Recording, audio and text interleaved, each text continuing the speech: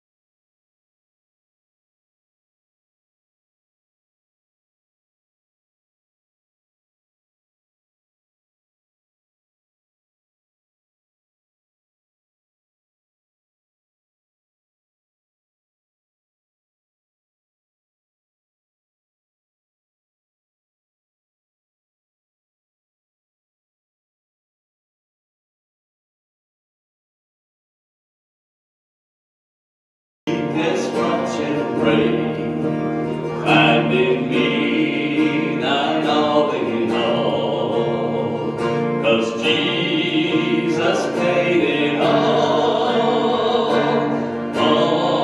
to my own. Sin hath left a crimson stain. He Lord, now indeed I find Thy power and Thine alone can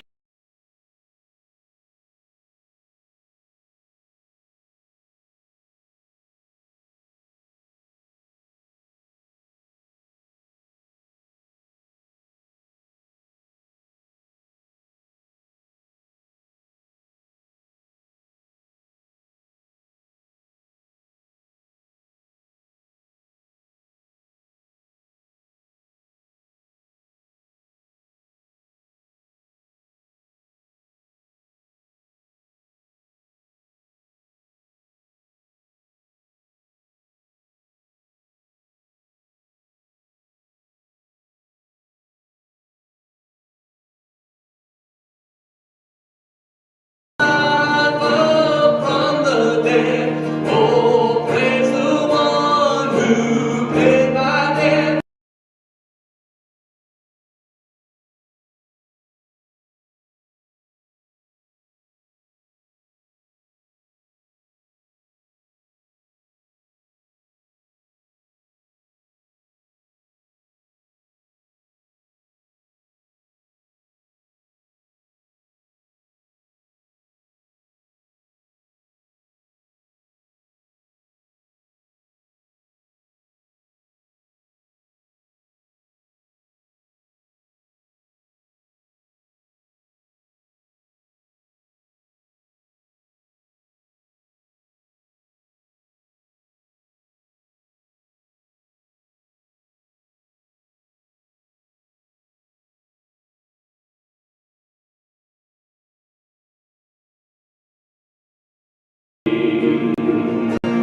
Jesus paid it all.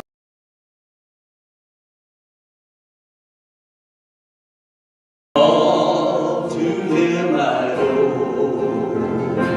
Sin hath left a crimson stain. He washed it white as snow. Sin hath left a crimson stain. He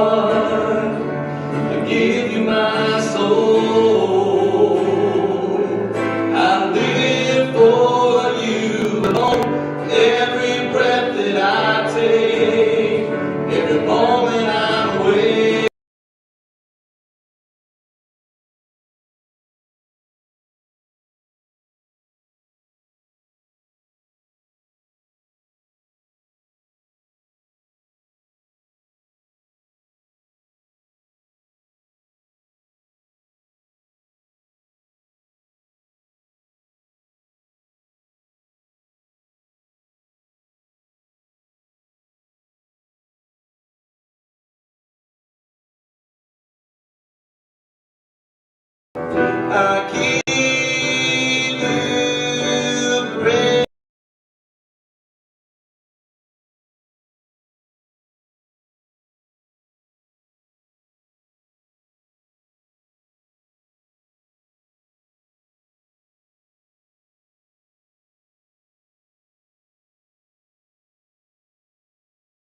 I give you my soul.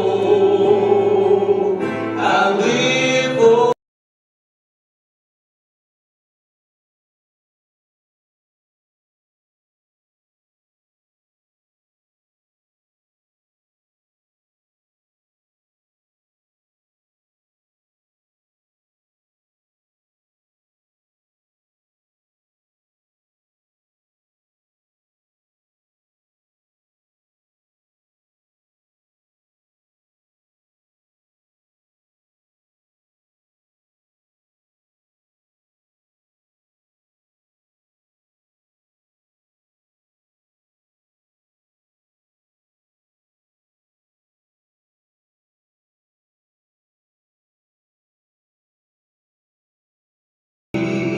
Lord, have your way.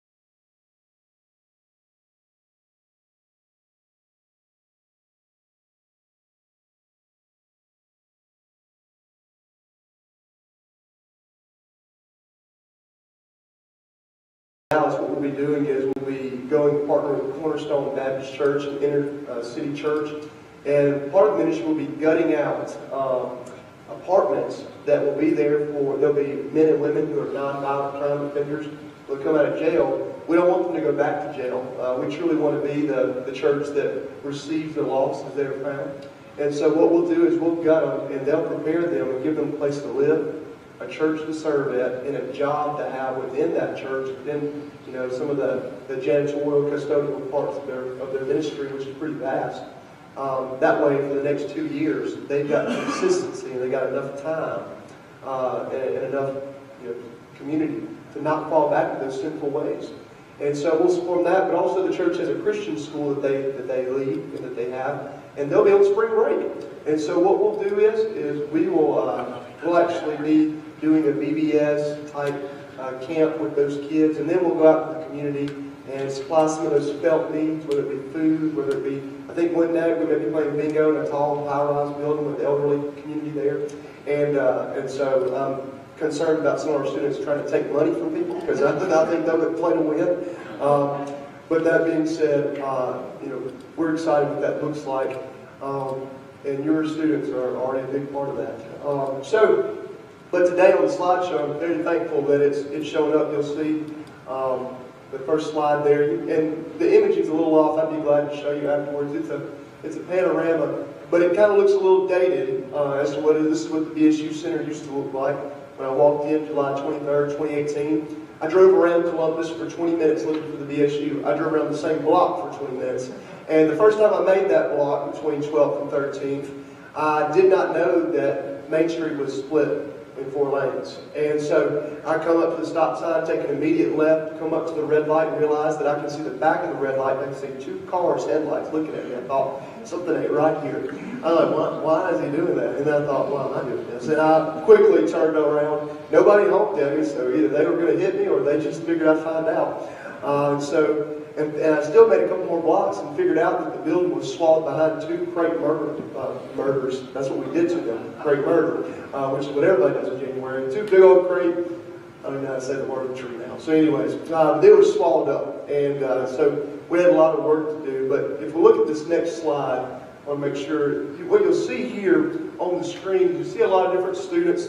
This is what the beginning of a semester looks like. This is our block party this year. We had about 125 to 150 students come to the BSU, and we, of course, this was during a time where COVID was trying to do a little bit of spiking, and so we moved the party outside per se. And so, but from this gathering, what I got a chance to see, that's 150 students at one time. It's too many students for one person to go and meet all of these different needs. And so what we saw is our student leaders. At the time we had a 10-member student leadership team who went and they were just meeting these students, whether they were new. A lot of them were freshmen or new students. That's typically what we see here in the Welcome Week. It's a lot more freshmen coming. And so obviously with every college campus we see that enrollment may be doing a steady decline right now just during the pandemic. But something we try to do at BSU is I try to support the W in this. But student retention is a big deal. And part of the ministry we have to the campus is to help provide an environment, atmosphere where students can come and they can find a community of friends that will, more willing last longer than a lifetime because they're built on better promises of Jesus. That's why we want them to find a true community, not just friends they can get in trouble with. Now, they can get in trouble with their BSU friends. You let them know, I get on to them. But I do not like backseat drivers, and we had some of those in Texas this December. I'll let them know. But anyways, so we'll go to the next slide here, and we'll show what we have here. This is a little bit, I've just got a new cell phone, and if you have ever, and you may even saw it this morning, I take pictures of everything. If you don't follow me on Facebook, please do. You'll see the BSU Facebook page. And I really want, this is my first time to be with your church family since I've been here as far as in the pulpit. And I really would like to know, if you don't follow us on Facebook, if you would do that, you'll see your students a lot of times, what they're being a part of, what they're doing, how God's working in their part. So I encourage you to do that. And afterwards, if I can point you that direction, you can see it. But right there, students have just packed little goodie bags to distribute on campus. Some of those were going to students who were in quarantine. But some of them, we would drive these out to the furthest parts of Caledonia, which is a long way away from Porter Springs. And so even some of them were in the edge of Monroe County. We had students driving 30 and 40 minutes to take people, other students, care packages. And then we had campus was the one that requested this from us and said, hey, we need some help. We don't have the means, we don't have the time, and we don't have the manpower. And that's what they said. And I said, well, I'm not saying I'm sitting on King Midas's silver, but I do have the means, but I also have the students who have the drive to be a part of this, with some of the bigger themselves. So we packed up about 50 that time. Since then we packed up another 120. And so we've sent these all over. People have received them. And it's not about, we put a BSU sticker in there so they know who it's from. But we also put a typed letter. It's a prayer. And then each student will do a handwritten note at the bottom of it and sign their name. We'll follow that up and we'll put it in there so that even in their sickness and their quarantine and their isolation, or just in their newness, new season of life, they realize that they are thought of and cared of. And though we don't know them by name at the point of making them, they understand that people are looking for them and praying for them and love them.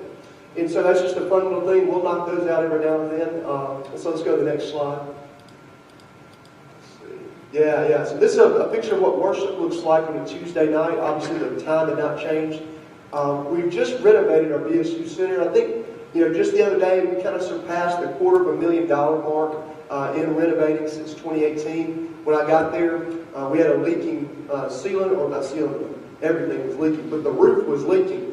And we have one of those old TPO membrane roofs. If you don't know what they are, Goodyear tire. It's pretty much a Firestone, and Goodyear pretty much make these roofs.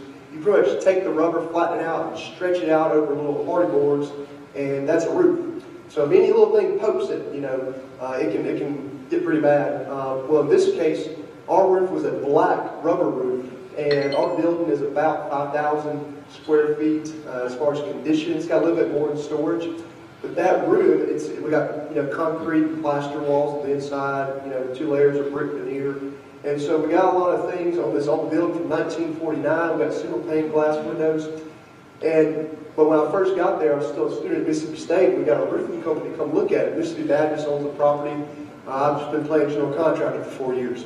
But whenever the general contractor came, he said, "You got about 9 months. This roof tries to start becoming your floor, And so the top comes to the bottom. You ain't got no top. The walls would have never fallen, but the ceiling and the roof would have." And so we completely replaced it, about $72,000. Went ahead and reshingled the front porch, put in a new gutter and downspout system, which was not fun, because I forgot to put a grate on it. And if you've got gutters and downspouts at your house with big concrete inside it, you know that a grate on the top of a gutter would have been handy. So getting up there on hands and knees and cleaning out, it ain't a flat roof at all, not when you're sitting up there by yourself. But we put in about a little over $250,000 for this reason right here. We want to have a space that's a cutting edge for our students. We want your students to be able to have a place where they can go and they can have free Wi-Fi to study. They can have free printing to study. They can have a space that they can, have fun with their friends. But most importantly, we want to have a place where they can worship the Lord unhindered. And so what we did is just a year ago now, we put in another about $62,000, and we completely gutted the flooring, the electrical. We took out fuse boxes. We still had glass fuses, okay, and a couple of the junction boxes. And then we had to prime all the walls, had to level out some plaster, had some water damage. And then we put in new lights, dimmable lights. That's not an updated picture of the stage, but what you'll see there is that, I hear Jaden. That's your son right there, Kevin. Y'all hear that? There we go. Okay. I thought I was hearing something in my ears. I'm like, I knew I was crazy. I ain't that crazy. I do work with students. Don't let me go crazy. And so, we will show y'all that video if we get it after this. So what we see, in this picture, you're looking at looks like about 70 students right there that are there going through the spiritual disciplines. Last semester we went through spiritual disciplines of study, prayer, fasting, meditation, and all the other ones in Foster's Celebration of Discipline book. And so because we want the students to realize that yes, we have spiritual gifts, and those are used to build up the church. BSU is not the church. It is merely the front door and kind of the vehicle God has used to know Christ and to make Him known on our college campuses. But we feel like we're part of the missional arm of this church. Okay, so we're not a church, and if any of our students are staying super involved in BSU and not in the local church, we push them there. In fact, my first year, I had a young man who had a bad taste in his mouth for the church. And I told him, I said, I saw him on my cameras at the BSU on a Sunday morning. And so I kicked him out the next couple of days and said, don't come back. I said, don't come back until you're ready to have a conversation about what it means to be a part of God's church, about His family. And it does mean being a part of the local congregation, because God is working there. And so, and Scripture teaches it. Well, I got him, he's a very talented musician, he wouldn't mind me sharing that. I got him to go play at Be Now here in Columbus. And what happened is he got there, he got around some people that were, that loved him like Jesus did, and he never left. And he eventually, what I call graduated from BSU, because he graduated from the W, and he stayed in that church. And then at that point, he became an interim worship leader for the church. And it was one of those things. Right now, he's on tour with Toby Mac, helping them with their hits tour right now. And that young man, let me tell you, his heart has been changed. A heart of stone has been melted. Because if there's one conversation worth having, is do you know Jesus? And if the answer is yes, how are you serving him and building up the local church? Dr. Sean Parker, he was our pastor at Mount Abbey before he was my boss, but now he signs my checks. That's a great kind of pastor right there, he signs your checks. But he told me the other day, Sam, if we are not undergirding the local church, then we are missing the blessed opportunity to do this job well as Mississippi Baptist employee. And I am a proud Mississippi Baptist employee, but I'm also honored to serve here in the Golden Triangle, especially here in Columbus. And the way I got to Columbus the first time was my roommate broke down. He was on a date with his now wife. They were going to Huck's. Let me tell you, you can't always know what Huck's schedule is. Facebook didn't always tell it right. And so they drove all the way over here for lunch several years ago, and then realized Huck's was closed. And then he got in his car, which was a beater, and said, I'm gonna crank it up and we'll go down to Zachary's. The car wouldn't crank. Now, all of my roommates in college I met through BSU. When we were at Mississippi State, we were living 8 deep in a 4-bedroom, 4.5 bath house. And no, the half bath was not a shower; it was a sink. And so we had a guy living in the garage. We had bunk beds everywhere. We had a guy on the couch one time. But the one thing that was awesome how God worked it out is that none of us had a dad who was in the picture. I lost my dad. My dad was a struggling alcoholic, and I lost him to a heart attack when I was 21. A couple other guys had dads who were in prison. A couple other guys had a dad who committed suicide. A couple of them guys just weren't in the picture. And so we taught everything to each other, from cooking a steak on the stove to how to use a charcoal grill to throw that away and just use a gas grill. It's much more better. We taught each other how to ask a young lady on a date. One time, we had a young man who, the lady of his eye, her window came off trapping her car. None of us were mechanics. I got a mechanical engineering degree. I thought I was good enough. We spent 3 hours in a half-car garage because we had to move the dude's bed to get the car in there. And I'm serious, you can't make this stuff up. You can, but I'm not a liar about it. I'm still feeling the pains. And so we got there, and we took her entire door apart, put the window up, and we said, Mark, if you don't go ask her out, we'll ask her out for you. And I don't mean with you, I mean we're going to make sure she takes you on a date. And so he went and asked her out, and they went on a date. I just did his wedding this summer. No, it's not the same young lady, but we still learned a good lesson. But all that being said is, in that house, we all had this common ground. We met at the Baptist Student Union, and we wanted to serve the Lord. And so we saw the value in having a space where that kind of atmosphere can be, kind of just facilitated. And so, what you're seeing here is this is one of our local pastors. My eyesight's too bad to tell you who it is, but we've just renovated about $10,000 worth of sound equipment, from soundboards and speakers. We just got that stage. The other day, I had Jade on his hands and knees staining the stage with socks. If you follow us on Facebook, you need to go find it. It's a great picture. Or he was sealing it. You were sealing it. We saw a wrap the size of this in Lowe's. And after it gets buggy from shopping, we went on right about it. No, but really, it was huge. And so, so I'll tell you, we just have a great time. A lot of the projects we end up doing at BSU, it's not done by professionals, it's done by paraprofessionals, me with students. And I like to say para because it makes it sound pretty good, but we're no professionals. With that being said, this BSU Center, if you haven't seen it, here's your open invite. I don't have my phone number on the car, but plenty of people have it, and I'd be glad to share it. But you can come by any time and see this BSU Center, okay? And you can walk the halls and you can see what's going on because we're still in the process that we still want to acquire some property around it, make a parking lot, do some extensions. We're not done.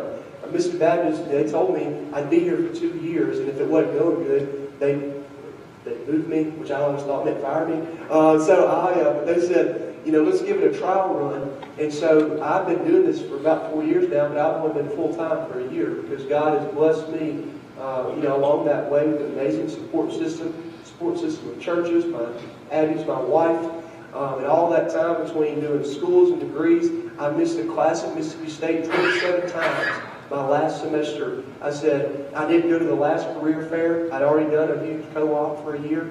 I told my professors, some of them who were not believers, I said, I have a job, I have a career, and I have a calling. This is what I want to do my whole life. And would you believe it or not, the teacher signed off on me missing 27 times. I missed that class more than I went to it, and I got a B. Can you believe how good God is? Because in senior level engineering courses, they don't play around. But I told him, I said, this is what God has called me to. The TA for that class is a friend of mine from BSU.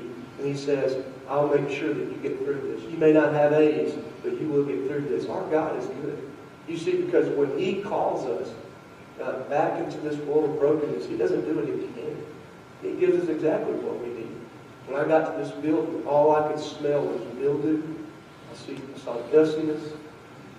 But God was saying, you need to stop seeing with the eyes of flesh. In fact, when Samuel was going to anoint David in 1 Samuel 16, or 1 Samuel 15, when he was walking up, he saw the brother of David. He said, surely this is the king that the Lord has in mind for his Israel. And he slapped him on the ribs this day and said, you see with the eyes of man, with the flesh, I see the condition of the heart. Then whenever Samuel went through all the brothers of David, all the sons of Jesse the Bethlehemite, when he did that, at the end of it, it wasn't any of them. He said, all right, Jesse, you got anybody else? He said, I got one. He's the youngest, and he's in the field keeping the sheep. And Samuel's word kind of resonates with me. He says, well, sing for him. We won't sit down until he comes. The reason they were standing, all the brothers of Jesse the father and Samuel the prophet, they were standing for David's come because they were standing in faithful anticipation that God's chosen king was coming. Well, the same thing is for us. Jesus is coming. So we're going to be caught sitting, or we're going to be caught standing in faithful anticipation and working as in the day of the Lord, because it is fast approaching. So what you see, these renovations you see at the VSU, that is part of my ministry. I try not to crutch on it because it's pretty to the eye. The floors look good, and everybody says, wow, this is doing good. This is an investment for your students. This is not a trophy for Sam Ivy. This is not even a trophy for Mississippi Baptist. This is an investment for what I see as the most important thing, is college students and young adults knowing Christ and making Him known. So if we have to completely gut out and put lipstick on a pig and make it shine, we will do it. But we'll not do it for the sake of looking at it. We'll do it for the sake of using it. And I can tell you, this building being used. This is the sending center of students. And we'll go to the next slide and I'll show you a couple things. Fast facts here. Getting these negative aid contacts really going. I should have made it bigger. Over 100 students have been sent on short-term mission trips in just these past 3 years. That short-term mission trip means either Christmas or spring break. We had a little bit of a hiatus during that first COVID spike. We were in New York with 25 students when COVID came down. There were only 3 cases in the city when we got there. There were 120 when we got back. Apparently there were 121 because I had it. No, I was not the first in Mississippi. I was the 6th in Starkville.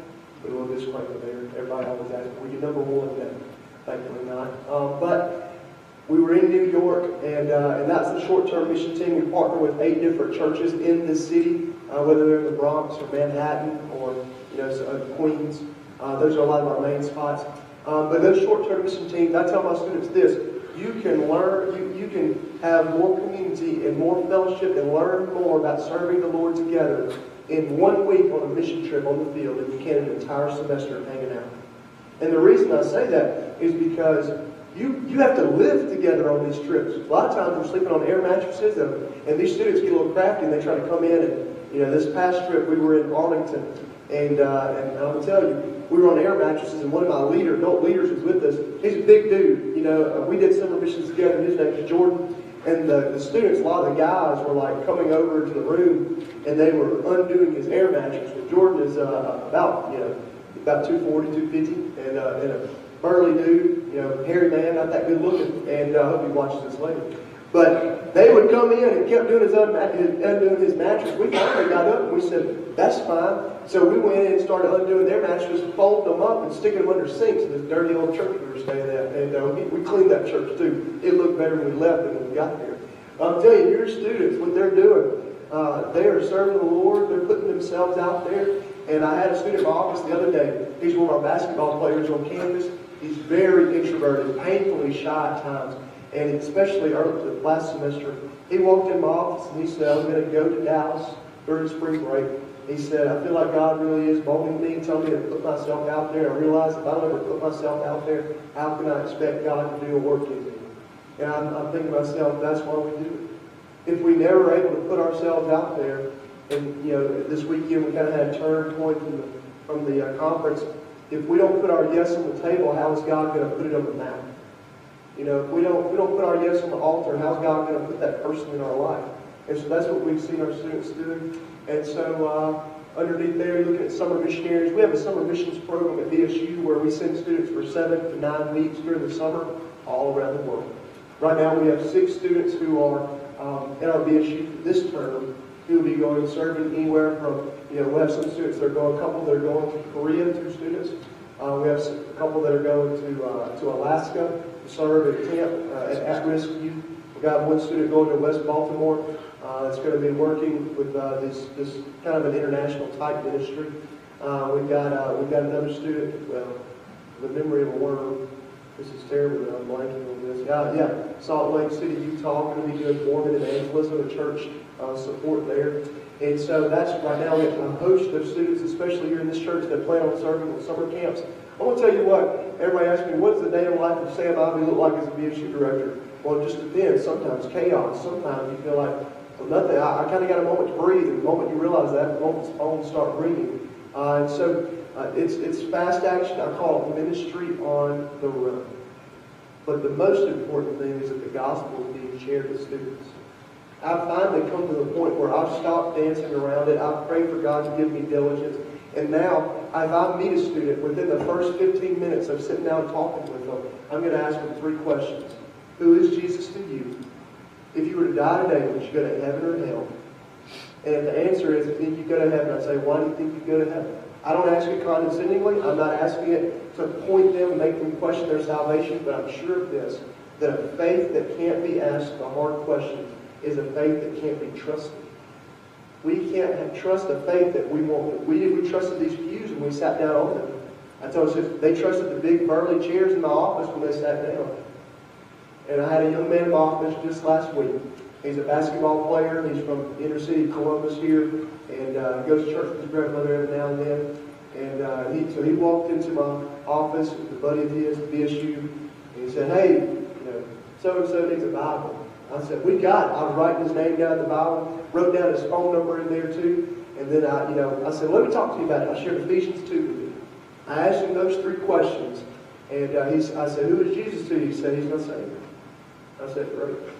If you were to die today, would you go to heaven or hell?" He said, "That's a tough question. I don't know." I said, "Now, either the first question was answered wrong, or there's not been discipleship to the point where that confidence becomes to be confident in his faith. Maybe that's not happening yet." I said, "Okay, how do you get to heaven?" He said, "Through Jesus." I said, "Okay." I said, "Well, I'm seeing what's happening here is we have a young man who's been going to church sporadically with his grandmother, since he's little. He just doesn't have the confidence in a faith that he does wield, that he does hold, he does have in his heart, a true, genuine faith too." And so this is what I said. I tell you what, I'm going to give us the 23rd Psalm, 6 verses. I said, every single day I want you to send me what you think the first one sounds like. He's looking on my wall at my degrees and said, I said, "Don't worry about those." I said, "Because I'm no theologian, okay? I'm just a sinner who's been saved by grace." I said, "I'm not going to send you a book either because I'm terrible at writing books." I said, "All I'm going to do is I want to see what Scripture, what God's teaching you, and I want to help you along the way." And so we're meeting once a week, just for the next 6 weeks, for the sake of giving him a newfound confidence in a faith that's already been established in his heart. Can we shake away and cut away some of the thorns that we see in the parable of the sower, the idols that kind of cloud up the growth, If we can trim some of those away, we'll make room for that gospel seed to truly grow. Because I didn't plant the seed, and I wasn't really even watering, it had already taken root. But sometimes we allow the world to come back into our life. We've had several students who share that story. So if I can tell you this in closing before I show you one video, I want you to see that there are many lost students on the W's campus and on East Mississippi's campus. We have only scratched the surface. So a lot of times people look at the construction project and say, wow, let's tie a ribbon on it, let's keep doing it. If you come, you'll realize we are far from tying a ribbon on anything. But that is not the most important thing that we do. The most important thing we do is a job that will never be done. It's the one we only get to keep doing and having more and more rejection, but also more and more success. Is to share the gospel unhindered. So if you're thinking about us and you're praying for the VSU ministry, would you pray for our college students to have boldness to share the gospel? Now, if somebody's teaching me how to lay bricks, I'm going to have to go with them for a while to see how to lay brick. And so I can only take so many students with me at a time to meet these people and to walk through these divine appointments. But we are training up students now with the gospel through our evangelism training. Starting in March, we're going to do a 6-week study on Tuesday nights on how to evangelize, how to share Jesus in the face of rejection. That's what we're going to be doing. In that series, my 17-member student leadership team, they will be challenged and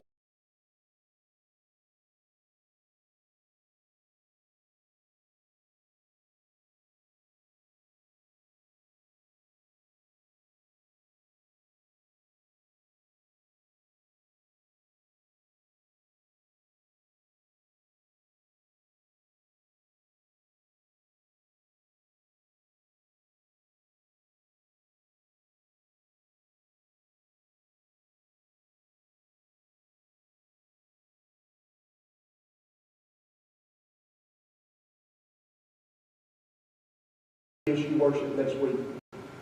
Would you know that Nick Smith